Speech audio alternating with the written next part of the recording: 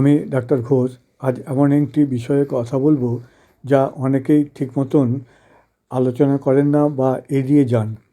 বিষয়টি হলো thyroid. Thyroid কিন্তু এমন একটি গ্রন্থি যেটা আমাদের পুরো শরীরকে ধীরে ধীরে নষ্ট করে দিতে পারে, কিন্তু লোকে তেমনভাবে এর প্রতি ইন্টারেস্ট দেখায় না। এটি একটি নীরব এবং ভয়ঙ্কর রোগ। থাইরয়েড শুধু গলার একটি গ্রন্থি নয়, এটি পুরো শরীরের মেটাবলিজম, হৃদযন্ত্র, মানসিক স্বাস্থ্য, হরমোন ব্যালেন্স সব কিছুকে নিয়ন্ত্রণ করে। হরমোন বেশি বা কম হলেই শরীরের স্বাভাবিক ছন্দ ভেঙে পড়ে। থাইরয়েডে কেন শুধু ওষুধে পূর্ণ সমাধান আসে না জানেন? ওষুধ হরমোন কন্ট্রোল করে, কিন্তু খাবার, জীবনযাপন, মানসিক চাপ, ঘুম এসব ঠিক না হলে ভেতর থেকে সুস্থ হওয়া খুব কঠিন। তাই এগুলো মানতেই হবে। সঠিক চিকিৎসার সাথে প্রাকৃতিক সাপোর্ট এবং খুব জরুরি। যেমন ধরুন, যদি বলা যায় যে হাইপার থাইরয়েডিজম, অর্থাৎ পার মানে হচ্ছে বেড়ে যাওয়া। যখন থাইরয়েড অতিরিক্ত কাজ করে তখনই এটা হয় থাইরয়েডিজম। হঠাৎ ওজন কমে যায়, বুক ধড়ফড় বা হাত কাঁপতে থাকে, অতিরিক্ত ঘাম হয়, অস্থিরতা থাকে। এই অবস্থায় হার্ট খুব দ্রুত ক্ষতিগ্রস্ত হতে পারে। আর দ্বিতীয়টা হলো হাইপোথাইরয়েডিজম, অর্থাৎ কমে যাওয়া, থাইরয়েডটা কমে যায়। তখন কি হয়?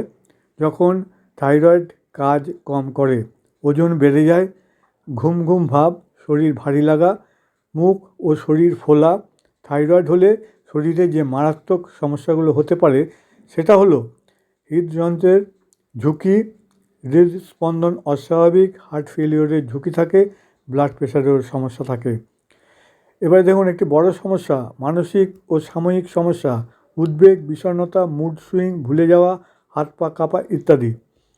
যখন কেউ মানসিক রোগগ্রস্ত হয় বা মানসিকভাবে ডিপ্রেসড হয়, এটা দেখা যায় যে তাদের মধ্যে থাইরয়েডের সামঞ্জস্যতা ঠিক নেই। তাই এই রকম রোগীর ক্ষেত্রে থাইরয়েডের টেস্ট অবশ্যই করানো হয়। এবারে বলি মেটাবলিজমের ক্ষতি। অতিরিক্ত মোটা বা শুকিয়ে যাওয়া, সবসময় ক্লান্তি ভাব, আর একটা জিনিস হয় যেটা হলো কোলেস্টেরলের বৃদ্ধি। এটাকে বিশেষত হাইপোথাইরয়েড বলা হয়। নারীদের প্রজনন সমস্যার কী ক্ষতি হয়? পিরিয়ডের অনিয়ম হয়, গর্ভধারণের সমস্যা হয়, গর্ভপাতের ঝুঁকি থাকে। এছাড়া ত্বক, চুল এবং নখ এর ক্ষেত্রেও বেশ কাজ রয়েছে। কি হয়? চুল পড়ে যায়, শুষ্ক ত্বক হয়ে যায়, নখ ভেঙে যায়। এবারে আসি পরিপাকতন্ত্রে এর কী কাজ।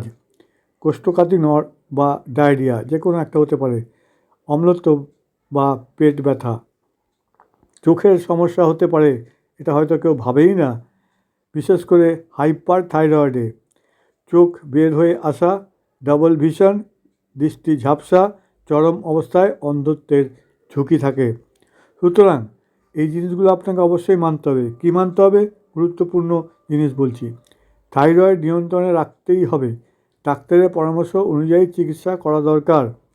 আর দরকার সুষম খাবার, স্ট্রেস কমানো, পর্যাপ্ত ঘুম, প্রাকৃতিক সাপোর্ট। ভেতর থেকে সুস্থ না হলে শুধু রিপোর্ট ঠিক থাকাই যথেষ্ট নয়। সচেতন হন, আগেভাগে পরীক্ষা করুন, নিজেকে ভালোবেসে পরীক্ষা টরীক্ষা করিয়ে ওষুধ খান দরকার হলে। আর যদি আপনাদের কোনো প্রশ্ন থাকে থাইরয়েডের বিষয়ে, তাহলে এখানে কমেন্টস করে জানাবেন। আমি যথাযথ চেষ্টা করব আপনাদের প্রশ্নের উত্তর দেওয়ার। ভালো থাকবেন, ধন্যবাদ।